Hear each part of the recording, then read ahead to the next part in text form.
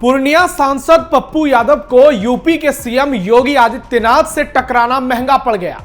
अक्सर विवादों में रहने वाले, खुद को राहुल गांधी का बड़ा सिपाही बताने वाले, लेकिन चुनाव निर्दलीय लड़ने वाले पप्पू यादव एक बार फिर बुरे फंसे हैं और उनकी भयंकर बेइज्जती हुई है। और अब तो सोशल मीडिया पर जबरदस्त ट्रोलिंग भी शुरू हो गई है। दरअसल बिहार सरकार पर सवाल उठाते उठाते वो पटना से काशी पहुंच गए और बाबा विश्वनाथ की नगरी से अपनी सियासी रोटी सेकने की पूरी कोशिश की।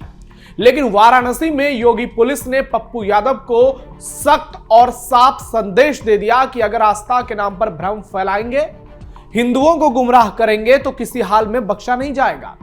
दरअसल काशी के ऐतिहासिक मणिकर्णिका घाट से जुड़े अतिक्रमण और मूर्ति तोड़े जाने की अफवाहों पर योगी सरकार ने जबरदस्त एक्शन लिया। इसमें पप्पू यादव भी आरोपी बनाए गए हैं और कांग्रेस सांसद पर बड़ी कार्रवाई हुई है। पप्पू यादव पर एफआईआर दर्ज किया गया है। कभी भी वाराणसी पुलिस पप्पू यादव को गिरफ्तार कर सकती है।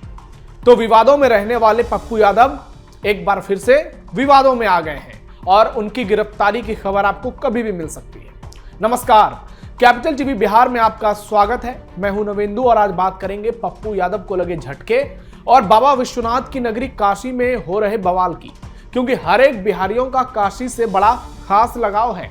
जरा हमारे इस वीडियो को लास्ट तक देखिएगा। सांसद पप्पू यादव को लगा बड़ा झटका। वाराणसी पुलिस ने पप्पू यादव को घेरा। योगी पुलिस के एक्शन से बौखलाई कांग्रेस। हिंदू विरोधियों का चेहरा फिर बेनकाब। काशी के मणिकर्णिका घाट अतिक्रमण मामले में सीएम योगी की चेतावनी के बाद वाराणसी पुलिस ने 8 लोगों के खिलाफ केस दर्ज कर कड़ी कार्रवाई की है, जिससे सियासी पारा उफान मार रहा है। लखनऊ से पटना तक और दिल्ली तक हलचल है। दरअसल पुलिस की एफआईआर में आम आदमी पार्टी सांसद संजय सिंह और बिहार के पूर्णिया से निर्दलीय सांसद पप्पू यादव का भी नाम है। वाराणसी पुलिस ने सीधी चेतावनी देते हुए कहा है कि इस मामले में आगे अगर कोई भ्रम फैलाया, कोई भ्रामक खबरें फैलाई, एआई कंटेंट फैलाया गया तो सख्त कानूनी कार्रवाई की जाएगी और एक्शन इससे और खतरनाक होगा।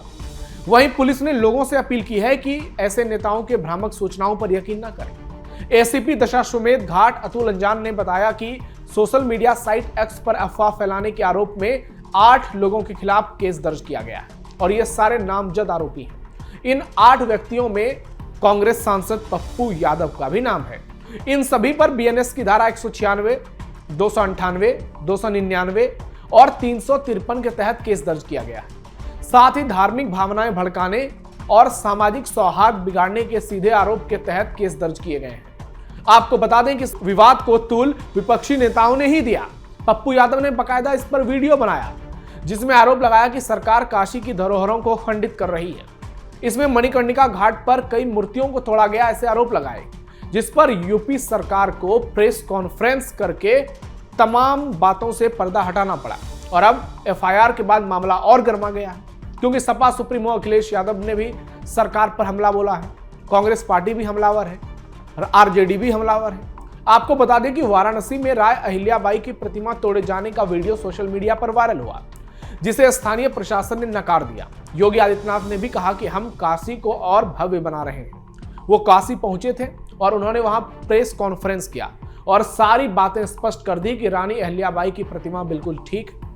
सीएम योगी ने विपक्ष पर पलटवार करते हुए कई गंभीर आरोप लगाए कि कांग्रेस और कुछ दूसरे दल एआई जनरेटेड वीडियो बनाकर काशी को बदनाम कर रहे हैं। सीएम योगी का विपक्ष पर करारा हमला। सीएम योगी आदित्यनाथ ने अपने काशी दौरे पर साफ कर दिया कि वाराणसी को बदनाम करने की पूरी कोशिश है। इसका पर्दाफाश होना ही चाहिए। जरा गौर से सीएम योगी के बयान को सुनिए। मैं आज के इस अवसर पर यही विनम्रता से अनुरोध करूंगा कि काशी को बदनाम करने की जो साजिश हो रही है, इसका पर्दाफाश होना चाहिए। मैं इसके लिए आपको कुछ फोटोग्राफ्स भी उपलब्ध कराऊंगा। पहले क्या था, बाद में क्या है, आज क्या हो, आज क्या है। मणिकर्णिका पहले क्या थी, आज क्या है, और आगे हम उसको कैसे इस सीएसआर फंड का उपयोग करते हुए कैसे उसके पुनरुद्धार के कार्यक्रम के साथ जोड़ा जा रहा है, जिससे किसी भी प्रियजन के अंतिम विदाई के समय सम्मानजनक ढंग से वहां पे साफ सुथरे वातावरण में मां गंगा के सानिध्य में उन्हें अंतिम संस्कार के कार्यक्रम के साथ जोड़ा जा सके, यह भी उस फोटोग्राफ्स के माध्यम से आपको सभी तथ्य आपके सामने आ जाएंगे। मुझे आज के इस अवसर पर यही कहना था और मैं चेतावनी दूंगा जो AI जनरेटेड वीडियो के माध्यम से जनता जनार्दन को गुमराह करके और भड़काने वाली कार्रवाई कर रहे हैं। मुझे लगता है कि सरकार एक तरफ जन भावनाओं का सम्मान करेगी, लेकिन कोई भी ऐसी भड़काने वाली कार्रवाई जो जन भावनाओं के साथ खिलवाड़ करने वाली होंगी और लोगों को भड़काने वाली होंगी, उसको भी स्वीकार नहीं करेगी। वहीं सीएम योगी ने इसके लिए कांग्रेस और समाजवादी पार्टी को जिम्मेदार ठहराया और कहा कि मणिकर्णिका घाट के नाम पर ये लोग सियासत कर रहे हैं। सुनिए। गत वर्ष काशी में 11 करोड़ श्रद्धालु अकेले काशी में दर्शन करने के लिए, बाबा विश्वनाथ धाम में दर्शन करने के लिए आया है। तो स्वाभाविक रूप से जो इसमें बैरियर थे, जो बाधक थे, वे कैसे इसको स्वीकार करेंगे। असली सच्चाई ये है कि मैदागिन से लेकर के बाबा विश्वनाथ धाम और गोदवलिया के बीच में एक बेहतरीन कनेक्टिविटी की दृष्टि से दाल मंडी के चल रहे कार्यक्रम को बाधित करने के लिए कांग्रेस के द्वारा इस प्रकार से AI जनरेटेड वीडियो दिखा करके देश को गुमराह करने का प्रयास किया जा रहा है। याद करना, काशी विश्वनाथ धाम के समय भी इन्होंने इस प्रकार का दुष्प्रचार किया था और उस समय भी हम लोगों ने कहा था, मैंने जो बताया ना कि किसी वर्कशॉप में मूर्तियां जहां बनती हैं वहां से मूर्तियां तोड़ करके लोग ला करके इन्होंने वहां पर रखे थे और उसके माध्यम से बदनाम करने का प्रयास किया था।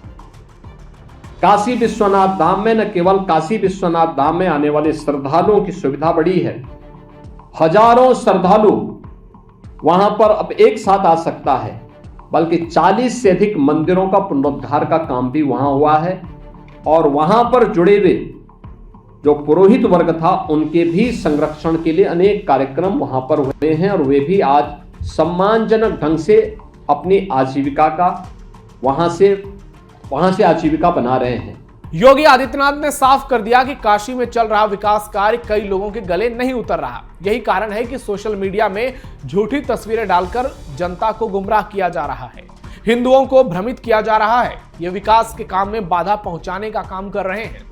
मणिकर्णिका घाट और हरिश्चंद्र घाट पर जीवन की अंतिम यात्रा का विसर्जन करने के लिए देश दुनिया से लोग आते हैं, बिहार के लोग भी जाते हैं और इसलिए बिहार और बनारस का नाता अपने आप में भव्य है। इन घाटों पर जाकर स्थिति देखकर वहां की हालत को समझा जा सकता है। अंतिम विदाई सम्मानजनक ढंग से मिलनी चाहिए, लेकिन वो फिलहाल नहीं हो पा रहा है क्योंकि बहुत ज्यादा हौच पौच मचा हुआ है।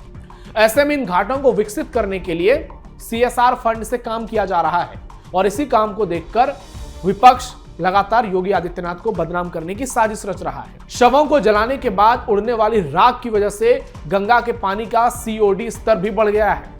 डोम समुदाय को हजारों सालों से वहां पर काम दिया जाता है, उनके सम्मान में कोई दिक्कत नहीं होती। उसमें शवदाह की प्रक्रिया को ध्यान में रखते हुए इको फ्रेंडली बनाने की कोशिश है। साथ ही इसमें टेक्नोलॉजी का भी इस्तेमाल किया जा रहा है। खुले और कवर्ड दाह संस्कार क्षेत्र का निर्माण चल रहा है। एक प्लेटफॉर्म इतनी ऊपर तक बनाया जाएगा जहां गंगा का पानी आएगा ही नहीं।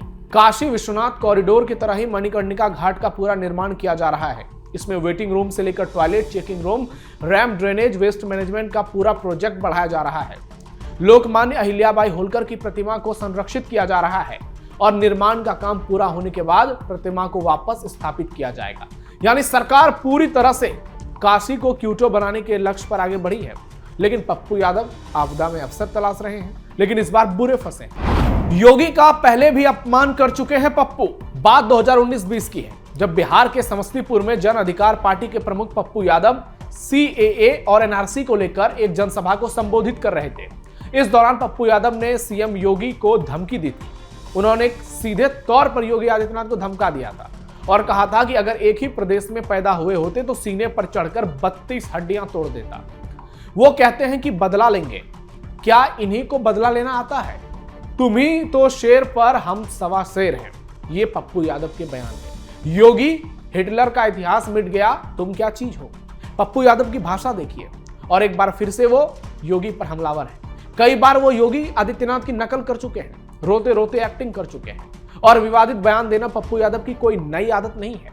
हाल ही में केंद्रीय मंत्री गिरिराज सिंह के सुअर पालने वाले बयान पर पूर्णिया सांसद पप्पू यादव ने शब्दों की सारी मर्यादाएं पार कर दी। सांसद ने सोशल मीडिया पर गिरिराज सिंह के खिलाफ पोस्ट किया और उसमें लिखा कि बीजेपी सांसद गिरिराज सिंह सुअर हैं। जी हां, पूर्णिया के सांसद पप्पू यादव ने केंद्रीय मंत्री पर निशाना साधते हुए लिखा कि गिरिराज सिंह यूनियन मिनिस्टर का नाम आज से सुअर सिंह किया जाता है। काम ना धाम, बस कीचड़ में लौटना है इनका काम, सुअर। आप सोच सकते हैं एक चुना हुआ सांसद किस तरह की भाषा का उपयोग करता है।